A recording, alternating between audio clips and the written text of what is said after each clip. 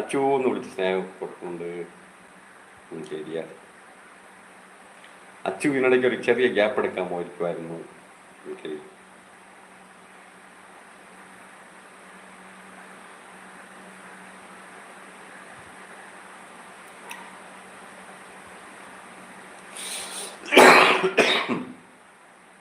എനിക്ക് കൂടുതൽ ഇൻട്രസ്റ്റിംഗ് ആയിട്ടുള്ള വിഷയം പാരാസൈക്കോളജിയാണെന്ന് പറയുകയാണ്.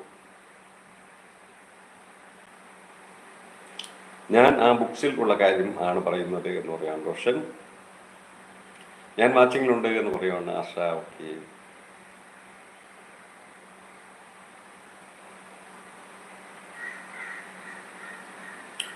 പാര നിനക്കിഷ്ടം എന്ന് പറഞ്ഞിരിക്കുകയാണ്. ഓക്കെ. ഏത് പാരയാണ് കേടി ഉദ്ദേശിച്ചത്? പാര വെക്കണ പാരയാണല്ലേ? ഓക്കെ റോഷൻ എന്ന് പറയുന്നുണ്ട് കേടി.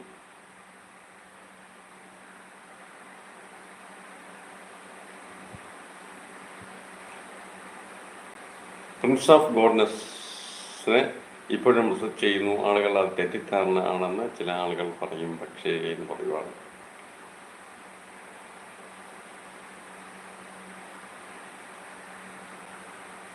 റീലിം 2 ഇരുണ്ടതാണ്, പക്ഷേ റീലിം 1 അപേക്ഷിച്ച് അല്പം മികച്ചതാണ്.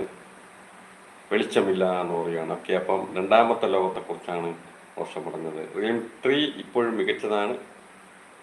ഇത് ഈ രീതിയിൽ വർദ്ധിക്കുന്നു എന്ന് പറയുവാണ്. ഓക്കെ.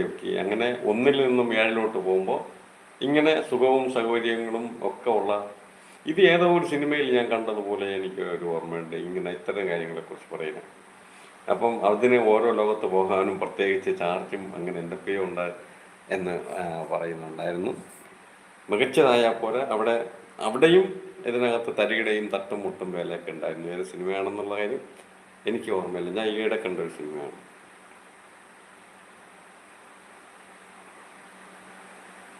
നമുക്ക് കാണാൻ കഴിയാത്ത പല കാര്യങ്ങളും ഉണ്ട്. യെസ് റോഷൻ എന്ന് പറയുന്നത് കരിയർ.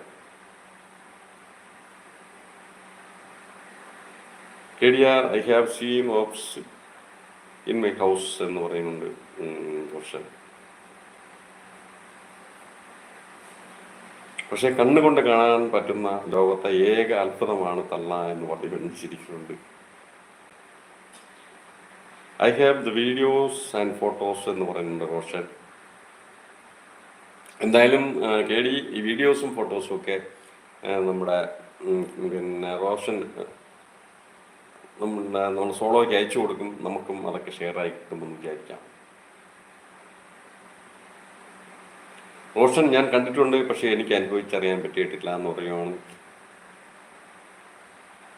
ഐ ഫീൽ സംടൈംസ് എന്ന് പറയുന്നുണ്ട് ഗോസ്റ്റ്. സോളോ എന്ന് വിളിച്ചിരിക്കുന്നുണ്ട് കരിയർ. അതിനെ ഫീലായിട്ടുള്ള പല ആളുകളെക്കുറിച്ചും ആളുകളുടെ അനുഭവങ്ങൾ ഞാൻ കേട്ടിട്ടുണ്ട്, അവർ കണ്ടിട്ടുള്ളതിനെ കുറിച്ചും അങ്ങനെ ഉള്ള കുറേ അനുഭവങ്ങൾ. പക്ഷേ എനിക്ക് നേരിട്ട് ഇതുവരെ കാണാൻ കഴിഞ്ഞിട്ടില്ല. കാണണമെന്ന് വലിയ മോഹവും ഇല്ല, പേടിയുമുണ്ട്.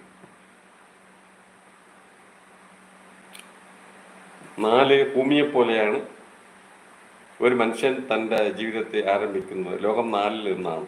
ഭൂമിയെ അവൻ്റെ നല്ല പ്രവൃത്തികളോ ചീത്ത പ്രവൃത്തികളോ ആണ്. അവൻ മരണശേഷം ഉയർന്ന ലോകത്തിലേക്ക് ഉയർത്തപ്പെടും എന്ന് തീരുമാനിക്കുന്നത് എന്നാണ്. അതൊക്കെ നേരത്തെ തന്നെ കേട്ടിട്ടുള്ളതാണ്. താഴ്ന്ന ലോകങ്ങളിലേക്ക് പോകുമോ എന്ന് തീരുമാനിക്കുന്നത്. ഇവിടുത്തെ പ്രവൃത്തി അനുസരിച്ചാണ് ഉയർച്ച താഴ്ചകൾ പിന്നീടുണ്ടാകുന്നത് എന്നൊക്കെ ഇതിനു മുമ്പേ പല സ്ഥലങ്ങളിലും കേട്ടിട്ടും കണ്ടിട്ടും ഒക്കെ ഉള്ളതാണ്.